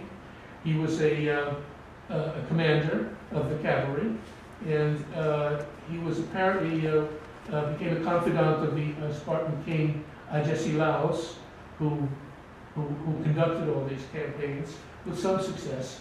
And he writes about them quite well in Hellenika. And then at some point, the Persian response was to throw some money into Greece and induce a bunch of Greek states to go to war with Sparta. So that took Sparta's mind off the war with Persia, and they called Agesilaus back. The Persians got to be very good at beating the Greeks with money, not with blood. And they kept the Greeks, whom they must have considered very troublesome and difficult, the barbarians on their border, kept them embroiled with each other for years and years. And if anybody got to a point of strength, the Persians helped organize a coalition of other states, and again, the hegemon was defeated. And so to get the impression from Herodotus that the Persians weren't clever, don't believe it. They were very clever. And the Spartans, Agesilaus, had to go back to Greece, and in one of the battles, they fought against Athenians, and that means that Xenophon fought against the Athenians, for which he was exiled. And since he never complained about his exile, the implication is that he felt it was justified, that he had done something that called for, and I guess he accepted it. And he lived in the Peloponnese. The Spartans gave him an estate on land they took from a Peloponnesian state called Elis. It was up near Olympus. And he lived there for 20 years as sort of a country gentleman, married, had children, and sat down to write. And he started to write all of these books that we know about. We think that that was about the time he started writing the first part of Hellenika, which is the end of the Peloponnesian War, 7 years from 411 to 404, 403, and that he then later, many years later, perhaps 20 years later, in the 360s, he may have sat down to write the rest of the history. He's an interesting and a good writer. He doesn't keep things, he avoids simplicity. I can give you a couple of examples that bring it on. There was a man named Anaxibios. And Anaxibios was a Spartan who had crossed swords with Xenophon apparently early on. They had a quarrel somewhere in the 400s. And in 389, Anaxibios was killed in an ambush. And it's shown that not only was he nasty to Xenophon, but he used undue influence in order to gain his position as a leader of the Spartans in the Hellespont, the Dardanelles. And that he then went out on a mission without paying attention to the omens, which was a no-no by Xenophon's standard. The omens had predicted disaster, and he said, so what, they don't pay attention. And they marched out. And a very intelligent and very effective Athenian general named Iphicrates set a trap for him, and he failed to reconnoiter or send out scouts, and so he walked right into the trap. And at this point, you've got an impression that he's a real bad guy. And yet, when the trap is sprung, Xenophon gives him his due. He acts as a brave Spartan should. He tells his friends to leave and flee and save themselves. And we're having fun here with the... Head up to get to the first portrait. Two more. There you go. And he stays and fights, and his men will not leave him. They stay with him, and they're all killed. So that at least it points out that if you want to sum up his character, it's a complex summation that you're involved with, not just a bad guy, but a bad guy with good points, at least, and enough to win. There's another one, a man named Telutius, who was a Spartan general, who was presented as a paragon of military virtue, somebody who paid attention to his troops' comforts, who shared their privations, who was always accessible to them, who cared about morale, and always was applauded by his troops and supported by his troops. And yet, at one moment, the crisis of his life, he gets angry at the audacity of the enemy's cavalry, and he orders a charge in his rage, and the charge goes too far. They drive off the cavalry, but they end up too close to the city walls of Olympus where they're battling. And as they approach the walls, they begin to be hit by missiles from the walls, and the troops recoil. And at that moment, the Olympians come running out, the infantry charges, and the recoil turns into a rout. And Telutius is killed, as well as many of his soldiers. And Xenophon draws the moral: you never lose your temper if you're a general. You don't act that way. So he's a great fellow and a terrific general, but he had a major fault. And again, you have a rounded picture, and something that you don't always find in ancient history. Well, one other thing we need to cover, I'd like to cover, is that Xenophon was a student of Socrates. And he wrote about Socrates. Socrates plays a very minor role in the Hellenika. Minor but critical. At a certain point in time, he's the epistates. He's in charge of the proceedings of the Athenian council. And at the time that the mob is howling for the blood of some unsuccessful generals, he refuses to carry or to open a motion that would permit them to have their way. And they say to him, it's intolerable that in democracy that the people, the demos can't have its own way. And he says he just says it has to be done by law. He will do nothing that is not by law. And he apparently holds them off. But that's his only role in Hellenika. But Xenophon wrote 4 other works about Socrates. And it's fair to say that Socrates is the first person in the ancient world of which we have 2 explorations of character and expositions of character, one by Plato and one by Xenophon. And they're not the same. Well, Plato's changes over time. At the very end, in Plato's last works, Socrates is just a mouthpiece for logical exposition. But Plato says, even in his earlier works, that everybody loved Socrates, the students loved him, he's very likable, a very fine fellow. And yet the one he writes about is not really a likable fellow.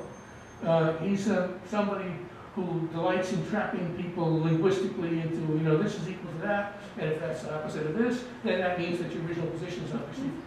And trapping people into, well, I guess you write Socrates type of thing. But it's not likable at all. It's manipulative and it's bullying, and it may have logic on its side, although it's a logic that it's very easy to find fault with. He's not a very nice person, as Plato writes about him. Xenophon, he is a very nice person, and he doesn't do that. He doesn't play games. I will tell you one vignette. There are many vignettes that Xenophon writes to show this. There was a young man under 20 years old named Glaucon who was announcing to everybody that he had now an ambition to become the chief minister of state, the chief statesman for Athens. And he was talking about it so frequently that he was making an ass of himself and subject to ridicule. And Socrates, this is Xenophon writing, Socrates goes up to him and says, I understand you want to become the first minister of state. He says, yes, Socrates, that's what I'm going to do now. So Socrates says, well, that's wonderful, it's a laudable ambition. You certainly want to benefit the country. And the kid says, yes, of course. He says, well, don't keep it a secret. Tell us, how are you going to increase the revenues of Athens? And what are the revenues today? Well, he said, I haven't really thought about that. Oh, well, okay, maybe what you want to do is reduce our expenditures. Perhaps you've discovered some way that we can safely cut some of our. Well, no, I think Socrates, actually, I hadn't given that any thought. Well, perhaps let's talk about defense. Perhaps you have a way that we can increase Athenians' power relative to its potential enemies. Well, no, I haven't been. And he goes on. This goes on for 5 or 6 times. Finally, the kid says, "Are you making fun of me?" And he said, "Well, no. I really think that there's a place to start. There's 10,000 households in Athens. Why don't you start to improve one of them, like your uncle's? Your uncle's house, his farm is pretty bad shape." And he says, "Oh yes, I could improve that if I could get my uncle to listen to me and follow my advice." And Spartan says, well, if you can't get your uncle to follow your advice, how are you going to get 20,000 Athenians to follow your advice? And it's a very nice progression, kind and gentle, to bring him to the point of realization that it's a bizarre and insane ambition at this point, and he should forget about it. So there's more to read. You've got plenty if you want to do it. It is fun, and I haven't read a good book about it, but somebody should write a good book about it. It is, as I say, he is the first person to have two diametrically opposed or different. There's places where they match too, but two different views. I want to close with a couple of quotes, and these actually lie at the end of his book. He was a Spartanophile, that is, he liked Sparta. He owed Sparta everything, and he had fought for Sparta for many years. And that didn't mean he didn't criticize Sparta. He was very critical of Sparta's failings. As we talked about these generals, one flew into a rage and lost his battle. Another one didn't carry out the right things, but turned out at least to die bravely. Sparta did a couple of events that Sparta carried out, which he roundly condemned. And he thought it was proper for the Thebans to finally defeat the Spartans, because the Spartans had treacherously captured the Acropolis of Thebes during a time of peace and held it for 10 years. And he thought this was just horrible, and the men who did it were indicted but not convicted. And there were a number of things that Sparta did that he truly disapproved of. And he wrote the Spartan Constitution, in which he said the Spartans now are not living up to those ideals that they once had. He wrote about the ideals that and then he said, well, they're really not up to it now. They don't seem to be doing it anymore. So they were a disappointment to him. Again, that's the expression on his face there a little bit. And what happened, of course, is in 371, Sparta's hegemony began in 404. That is, after it defeated Athens. And for 10 years, it was a worldwide, that is, an Aegean-wide hegemony. And then this Persian fleet under Conan defeated the Spartan fleet, and it became just a hegemony in the Peloponnesus. And in 371, the Thebans came down. Let me see if I have a map that the Thebans came down from Thebes and attacked the field army of Sparta at Leuctra. And for the first time in 200 years, the Spartan army in the field was defeated, badly defeated, heavy casualties.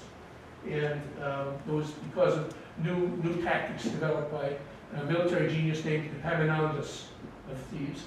And the next year, Epaminondas marched into Peloponnesus, down to Sparta. He didn't take the city, he didn't try. The Spartans had no walls, but they were defending in between buildings, and they had men and women on top of the buildings. And the Thebans just plundered the area. Xenophon writes how the women of Sparta were upset to see the fires of the farms and smoke from the villages coming up, which they had inflicted so often on other parts of Greece, but had not happened to them in 200 years. And one of the bases of Spartan power was its control of Messenia. Having both of these areas made Sparta one of the largest states in the Peloponnese. And Epaminondas, after spoiling this area, goes over to Monte Tomi, the traditional capital of Messenia. This is in 370, and he liberates the Messenians from Spartan rule, and he builds these walls at Monte Tomi. And you can look, these walls are built hell for stout. Those blocks are made in such a way that they don't all line up. They're resistant to, that means resistant to earthquakes. And these things go uphill and down across valleys. It's a circuit of 5.5 miles. And it must have been very expensive to do. And it must have taken a while. And they must have been able to do it without Spartan interference. These are today still some of the finest examples of 4th century defenses that you can find in Greece. In some places the walls are 29 feet high. And if you look at this, this one block weighs about 40 tons. It's 17 feet long and 3 feet wide and 4 feet high. I mean, they did that for show. I mean, they didn't have to do that at the gate. That was a lintel. They did it to tell the Spartans, you're never going to be able to take this place back. And by doing this, it's true, they never did. Sparta tried, but they never succeeded. And these pictures are in the book, not to validate anything that Xenophon says, but to point out to the reader that Xenophon managed to avoid mentioning one of the key geopolitical events of his time. By freeing Messenia, Sparta ceased to be a player on the world scene and became just a little local wrangler in the corner of the Peloponnese for all times, forever after that. And so, if you want to say his book begins with Spartan hegemony at the end of the 5th century, and by 360, 360, Spartan power is really over for good. And this is the event that did it. These are the remains that make it clear we don't need him to tell us, but what we have to marvel at is how could he avoid mentioning this? It must have been unpleasant if you were a Spartanophile to admit that Sparta will never, he does backhandedly mention it. He mentioned, for example, oh, the Spartans wouldn't agree to this treaty because it recognized the independence of Messenia. Well, okay, that's a way of acknowledging, but all of Greece knew about this, and they must have said, how could old Xenophon avoid mentioning it? I mean, it must have puzzled him. And the answer, of course, is that it's proof that Karl Rove didn't invent spin. He was just not able and willing to talk about loathsome events that he couldn't bear to bring himself to, that they're permanent. And he wrote about how the Spartans kept hoping that they would go back to where they were, and of course he died before they gave up trying to do that. So I bring that to the reader's attention and to your attention, that Xenophon can be slippery. I don't think he makes up things, I don't think he lies, but he surely will avoid talking about things that disturb him. Let me read a couple of quotes that he brings his work to the end. The first one is about a cavalry action that takes place at Mantinea, which is up here, in 362, a preliminary to the great last battle of if you want, independent powers in Greece. And the Athenian horsemen apparently do well against the Thebans and the Thessalians, who were considered by far to be the best horsemen in Greece. And it's also true that in this action, Xenophon's son Grylos died and was killed, fighting for the Athenians. And he writes, "Brave were the men among those who died, and it is clear that the men they killed were equally brave, for no one had a weapon so short that he did not reach his enemy with it, and the Athenians did not abandon the corpses of their own men, but rather gave back some of the enemy dead under truce." And so he manages to express his pride in the success of his old units, the Athenian cavalry, and also a certain pride in the valor of his son. without ever mentioning, well, everybody knew Milos was a hero in the Athenian lexicon of heroes. Everybody knew what happened, but he, with great medicines, doesn't mention anything more than that. And in that way, he conveys quite cleverly a sense of loss and grief about it, even though he's lauding the victory. And then a few pages later, he writes about the unexpected outcome of the great battle of Mantinea in 362, which is the same year that his son had said. Same battle, effectively, 3 days later, between the Thebans and their allies under Epaminondas and the Spartans and their allies. Again, Epaminondas' tactics win out, and the Spartan field army is defeated.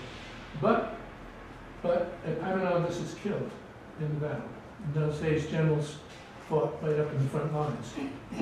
And once he was killed, all the steam went out of the Athenians. They did not pursue, they did not try to exploit the victory, everything stopped. And Xenophon writes, when the battle was over, the result was the opposite of what everyone had expected. Given that nearly all of Greece was gathered there and it stood with one side or the other, everyone thought that if a battle occurred, the victor would rule over the defeated and the defeated would be subject to the victor. But the gods so arranged it that each side set up a trophy and gave back the dead under the truce as if victorious, and both received back their dead under the truce as if defeated. And although each side claimed the victory, neither side was seen to have gained anything, no city, territory, or beast rule that they did not have prior to the battle. In Greece as a whole, there was more uncertainty and disturbance after the battle than there had been before. So the decisive outcome that everybody looked to didn't happen, and life went on with the same problems. He then ends with the lines, to this point then, let it be written by me. Perhaps someone else will be concerned with what happens after this. And that's the end. And I think that I'll end my talk.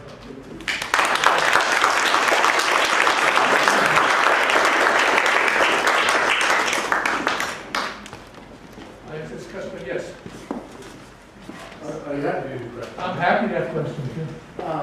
First of all, thank you for bringing this so alive. And I have to have two questions.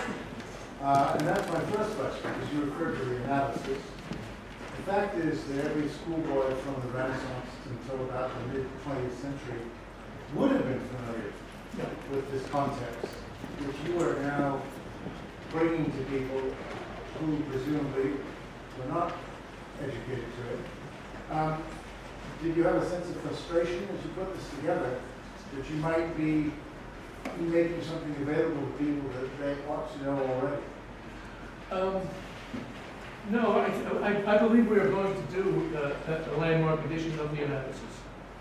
I'll be talking to some people in England in a couple of weeks about that, and I expect that it will go through. And I think the analysis will, I've looked it over, I think it will work as a landmark edition, so we'll try to make that more available. But the reason I picked the Hellenika was because it ends the Peloponnesian War. And from Herodotus through Thucydides to at least that part of the Hellenika, you have a cycle that I really wanted to complete. And the analysis is sort of not part of it. So I wasn't frustrated, it was a decision. My practical question is, you talked about Glaucon and his sort of Tony Blair imitation. You know, I don't have any ideas, but I do want to have the top office.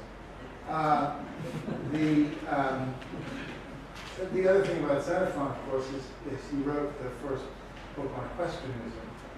And at the British Museum, there's and you talk about the use of computers, there's a frieze that comes out at you where you take the sort of 1/16th bas-relief off the Acropolis, off the Parthenon, and you find that the movements are the very same ones that are taught at the Spanish writing school today as modern questionism. Did you have any other light bulb moments of modernism besides Glaucon and maybe a questionism as you went through this, where you said, you know, this is so vivid, and it's something that actually is living history that hasn't changed? Well, I didn't know that, frankly. I would have been glad to know it, and I'm glad to know it now. But now the only light bulb moments I can, they really are Thucydidean. I think Thucydides' description of this revolution at Corcyra you can take that description and lay it over the French Revolution or the Russian Revolution and be amazed at how much of it fits what happened.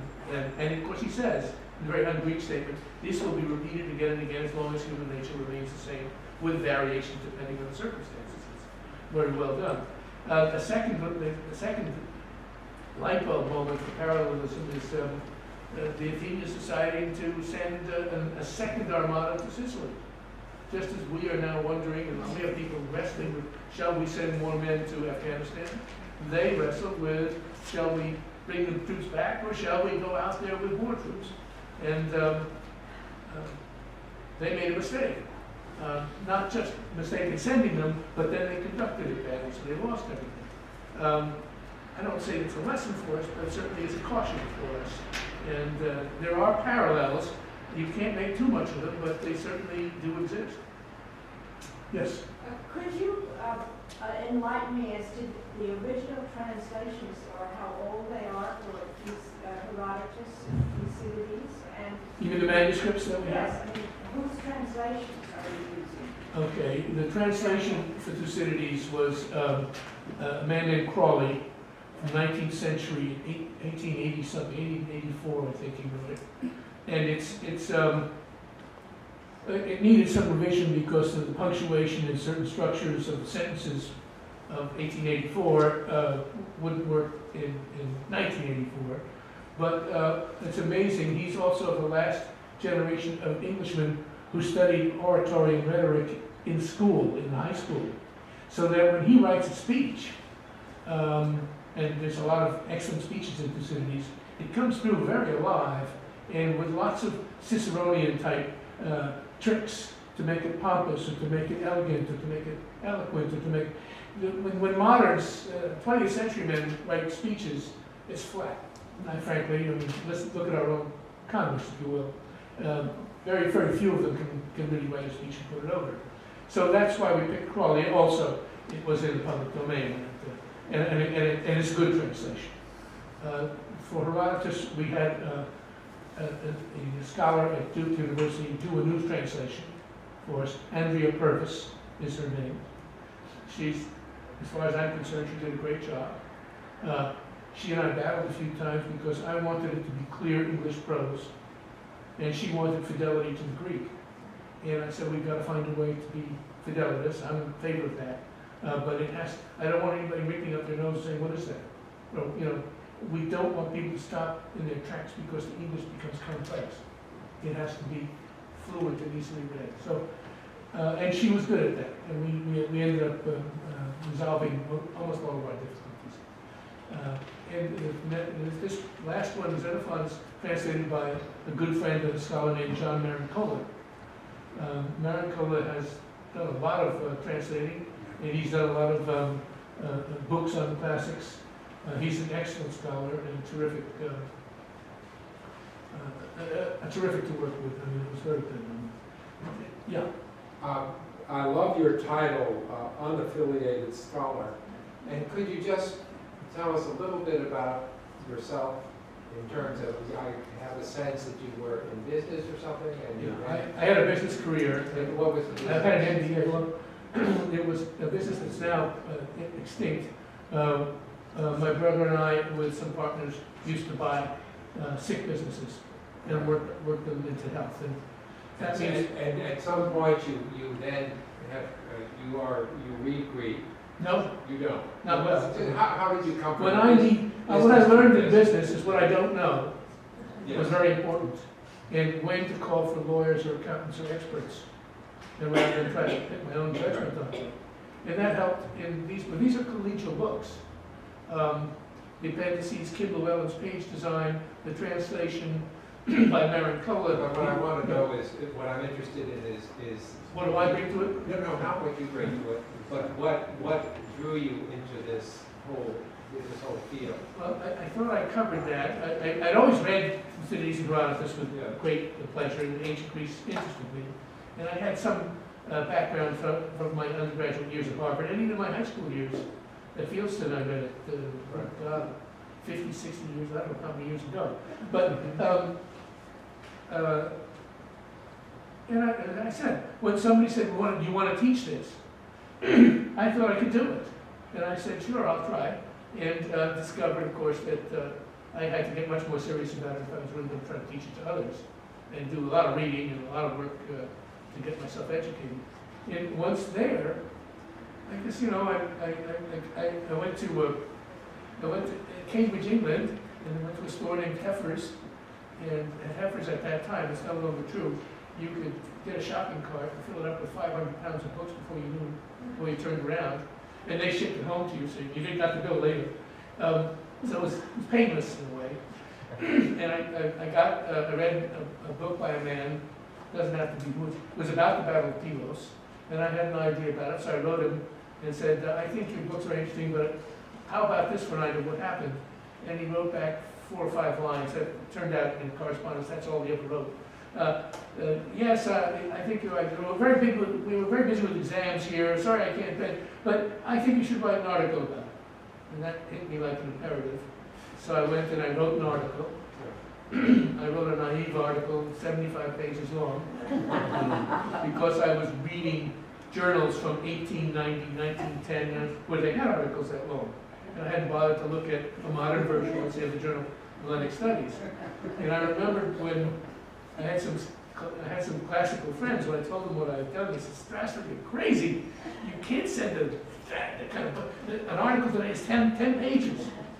And so I said, don't be upset if they don't hear from us. They never write back. Well, they did write back. And they said, we think your thesis is interesting. We don't agree with it, but it should see the light of day if you will cut your text to like 20% of what it is. We will publish it as a note. I didn't even know what a note was. And that was, of course, chagrin. That's not revision. That's complete surgery, right? It's awful. But I did, again, my classical friend said, Strassler, you got it wrong again. Don't be upset about what they asked you to do.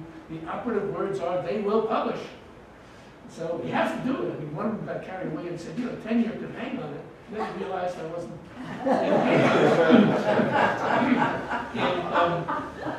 So I wrote the article. It was much better written, and it was published. And it sort of made me, once you could say you have something published in the Journal of Hellenic Studies, it has a lot of power in the classical world. You're somebody.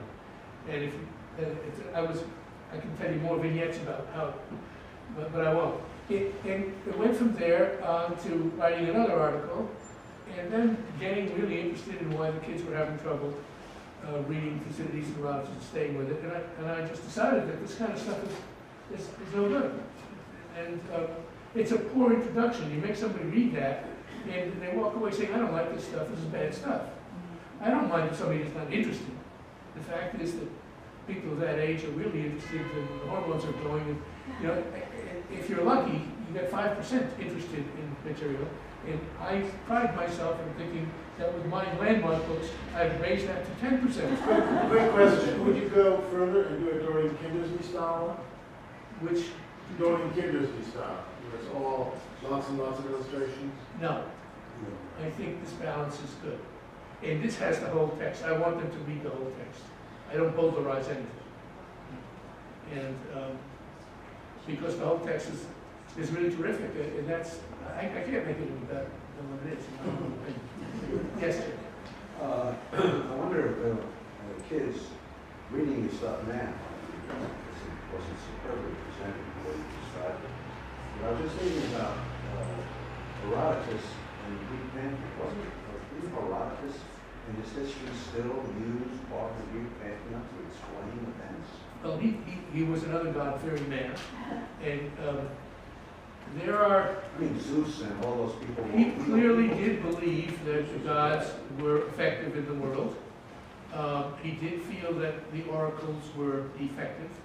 He had several anecdotes about oracles being bribed to carry out political purposes by friends, and so you couldn't necessarily believe what the oracle said. But the gods were there; they were trying to tell you what was happening, and they would take care of themselves, and maybe they did sort of believe that, even, you might have to wait till the 3rd or 4th generation, but it came back around. If your great-grandfather did something bad, you were going to get it. there was a sense that the gods were just, and that it just took a long time. It wasn't personally, individually just. Well, if you were a young man reading Herodotus, it would seem to me that somewhere in the middle it was really guffawing about his use of no, I don't think it ever gets to be silly, Jerry. It's by his standard, it's fairly still sophisticated. And it is, you have to give him the credit that he's probably much less superstitious than most of the people he's writing about. Thucydides just pays no attention to him. He won't have any truck with that stuff. He said, oh, the rumor mongers and the oracle mongers come out, and apparently it was a business. And also, Herodotus has a couple of incidents where oracle mongers are unmasked as having made a basis for it. So it's not a total and simplistic acceptance of the religious pantheon of the Greeks. And he talks about comparative. He talks about the Greeks getting their pantheon from the Egyptians. Now imagine what that sounded like to the rest of the Greeks. Yes, sir. How do you make the determination of what elements of the text needed to be brought up to date for the contemporary reader? Which elements need not be further elucidated? Well, first of all, the only place I faced that choice is that kind of decision was with Paul. Looking at his translation, he would sometimes take a very complicated Greek sentence. And a Greek sentence is like German. You can have clause after clause after clause, and because things have to agree in gender, and they have to agree in case, and they have to agree in number, you can tell which clause goes with which subject or object. But you put it all to English, it doesn't. You can't do that. There's no way of knowing which clause is referring to what. So you have to break the sentence up. So there were cases where it just didn't make sense in English unless you revised it. And I didn't revise wholesale. I wasn't. Crowley's great. It's very nice English, and the other translators just wouldn't let that kind of sentence happen because they knew that it wouldn't make sense in modern English. So I think your question is good, but I didn't really face that problem very much. Yes.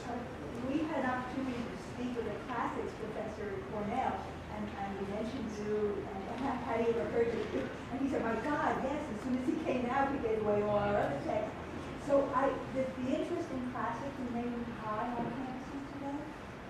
Well, I hope so. I don't know. I think there's been a renewed level of interest independent of the landmark books. I think it was happening before landmark books came out. What people began to realize was that you can study the classics and you can study ancient culture and society without knowing Greek. Greek was the major barrier that kept a lot of people out. And when we were in college, there were many texts you couldn't read unless you knew the Greek. Now the world is full of good translations.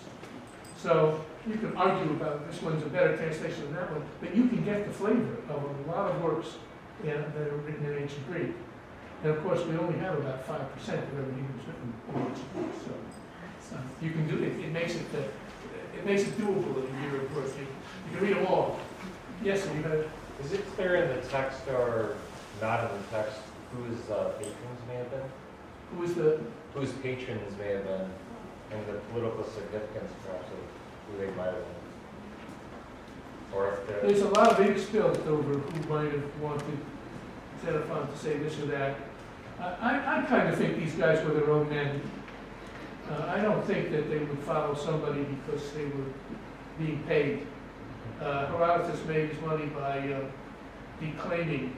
If you read his text in Greek, I'm told, it is clearly spoken Greek.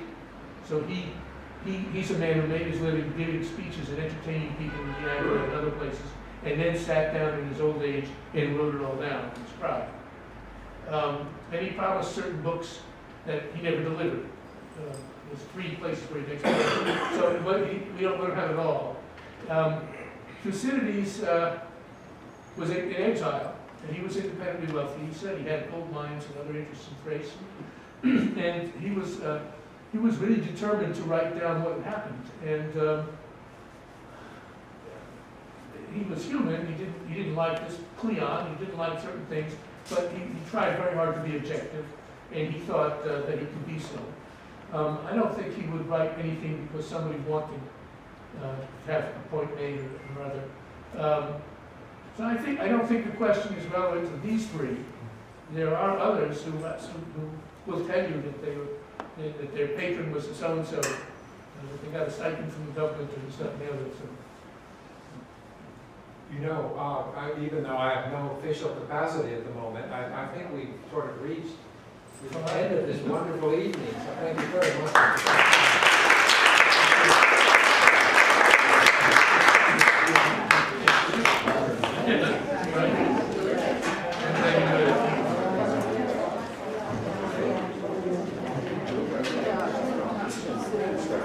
Are unmasked as having made the basis for saying.